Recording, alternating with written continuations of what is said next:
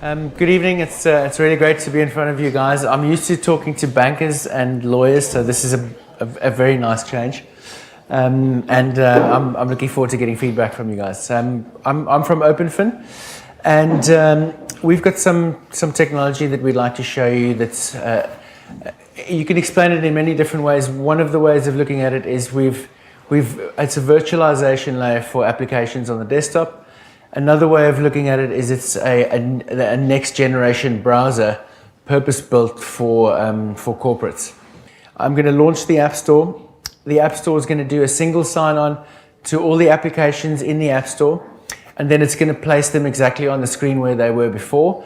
If you're in a corporate environment, especially in banking, a lot of people will have up to 8 screens that they're looking at, and it's very important for the applications that they manage to remember exactly what screen they were on, exactly where the pop-ups were the last time they used them and stuff like that. So we launched the App Store. The App Store then goes and queries the server and says, user James, what apps does he have in his App Store? Serve them up to me from the web, and then it renders them on his desktop. So you can see a bunch of applications running on the desktop right now. All the apps running in the App Store can now talk to each other quite seamlessly, and they can also talk to anything else that's running on the desktop. So any app that's written in a web technology, so Flex, Flash, Silverlight, or especially HTML5, which all the apps are on this desktop are written in, can talk to each other once they're running in the App Store. And even if they're not, as long as they're running on the desktop, they can talk to each other through WebSockets, through a pub-sub model. And any app, whether it's a legacy technology like .NET or C++ or Java, can also talk to and extend itself into HTML5 using this container or this App Store. So one of the powerful features about what we're doing here is a lot of applications get delivered via browsers, and one of the biggest limitations is that browser experience is a browser experience, and it's not an app kind of desktop experience. And what we allow you to do with our technology is to have a desktop experience. So you can escape the browser, and you can have, a customized desktop, and you can start having apps that behave as if they were part of the desktop instead of just stuck in a container on the browser. So another interesting feature that I spoke about is the inter-application communication, where this little app over here is talking to this app.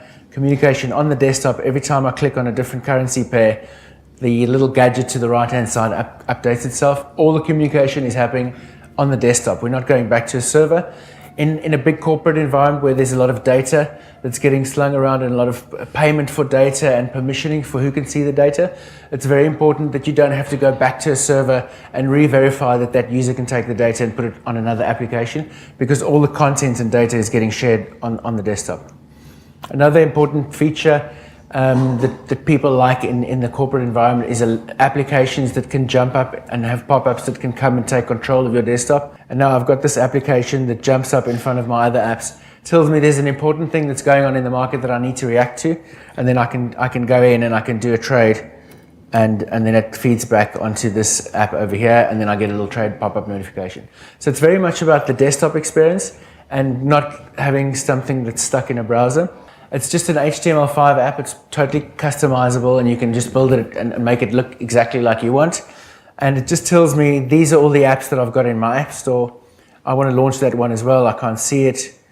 And then I can go in and I can manage the apps there. And this can all be done remotely. So what you've got with OpenFin is you've got remote deployment of apps with zero deploy, web deployment capability, but you've got full desktop native capability. So that's pretty powerful when you combine the two together.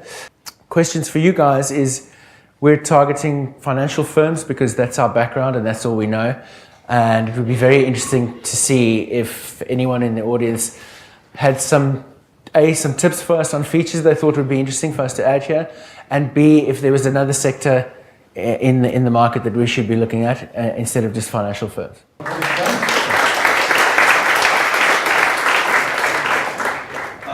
So I've got a question about the way you've done this. Yeah. So you forked the Chrome browser. Okay, so there's two things which are interesting about that to me. Why didn't you go to plugin routes rather than fork the entire browser? And two, do you therefore have any problems with the security updates which Chrome push out all the time with their Delta updates, are you still getting those? Or do the banks have a problem that you're not getting those updates?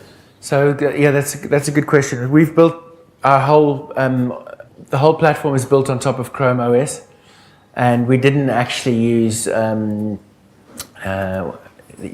Chrome embedded framework. We originally started down that path, and then we got ourselves into a point where it was really difficult to do all the upgrades, and the banks were complaining that this was getting too complicated. And then we took a step back, and now we don't do that anymore. It's just built without Chrome embedded framework, and that allows us to use packaged apps and everything.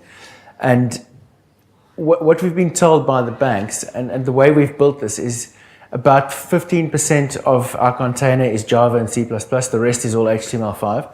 So there's a very thin layer of C++ and Java, and that means that we can actually upgrade the container, most of it, 85% of it remotely as well.